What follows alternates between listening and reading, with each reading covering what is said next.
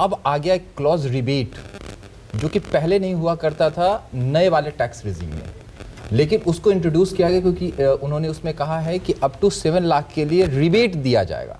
यानी कि tax structure तो यही होगा, लेकिन जब आपका जो टैक्स कैलकुलेशन होगा, अगर आपकी इनकम 7 लाख के नीचे होगी तो जो उसका टैक्स बनेगा वो सेक्शन एक होता है, उस सेक्शन में ले जाके आपको उसको माइनस कर दिया जाएगा। जो कि पहले 5 लाख के लिए अगर ओल्ड रिजीम में देखें तो 2.5 लाख का स्लैब था, बट आपको बेनिफिट मिलता था 5 लाख का।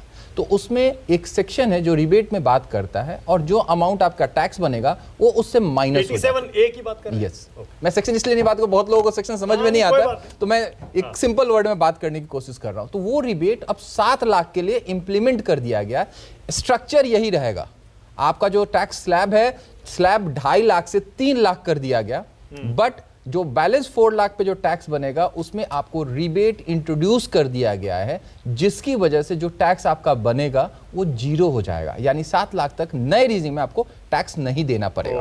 और जो 9 लाख रुपए तक की जिनकी सालाना इनकम है उनको करीब 45,000 देने होंगे जी। 15 लाख तक की इनकम पर करीब 1.5 लाख रुपए का टैक्स देना होगा। 100%। उस पे अगर 15 लाख पे देखें तो उन्होंने कहा कि स्टैंडर्ड डायरेक्शन के थ्रू 52,500 का कुछ टैक्स सेविंग भी हो जाएगी इस स्लैब चेंजेस की वजह से। तो ओवरऑल उन्होंने ये बताने की कोशिश की है कि कितना कैश आप रिजर्व कर पाएंगे, सेव कर पाएंगे, उस पर उन्होंने बहुत फोकस रखा है। लेकिन अगेन वही वाली बात है कि अगर आप ओल्ड और न्यू को फिर से अगर बहुत माइन्यूटली कंपैरिजन करेंगे तो बहुत कुछ आपको नहीं दिखेगा।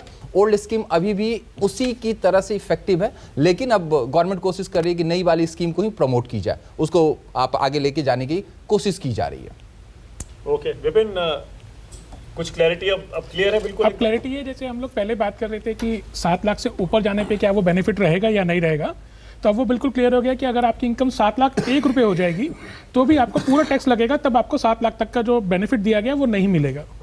मुझे लग रहा है कोशिश भी है कि सबको ओल्ड रिजीम से न्यू रिजीम की तरफ लाया जाए। हाँ, क्योंकि पुराने पीरियड में क्या हुआ कि न्यू रिजीम लेके आए, लेकिन बहुत सारे लोगों ने इसको ऑप्ट नहीं किया। 2% लोगों ने ऑप्ट किया। मैं सिर्फ 2%। टोटल में से केवल 2%। तो गवर्नमेंट का फोकस ये है किसी भी तरह से कि उस रिजीम को और प्रमोट किया जाए ताकि उसमें ज़्यादा से ज़्यादा लोग आ पाएं। उसमें एक बेनिफिट जरूर है मानक कि उसमें कंप्लायंसेस नहीं है, लेकिन उसके इम्पैक्ट ये है कि अगर आपका जो बिहेवियर है टैक्स सेविंग और फंड सेविंग पे नहीं रहेगा, तो आपका अगर देखें तो बैंक के जो एफडीज हैं जहां टैक्स बेनिफिट मिल रहे हैं, बहुत तरह के और जो स्कीम्स है जहां पे गवर्नमेंट आपको टैक्स बेनिफिट दे रहा है, उन स्कीम्स का फिर क्या होगा?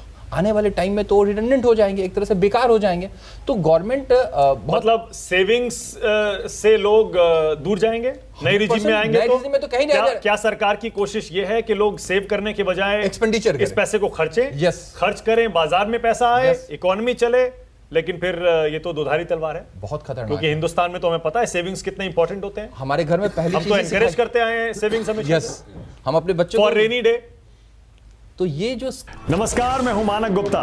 अगर आपको हमारा ये वीडियो पसंद आया हो तो इसे लाइक और शेयर जरूर करें, और हाँ, हमें सब्सक्राइब और फॉलो करना ना भूलें ताकि आप देश और दुनिया की कोई खबर मिस ना करें।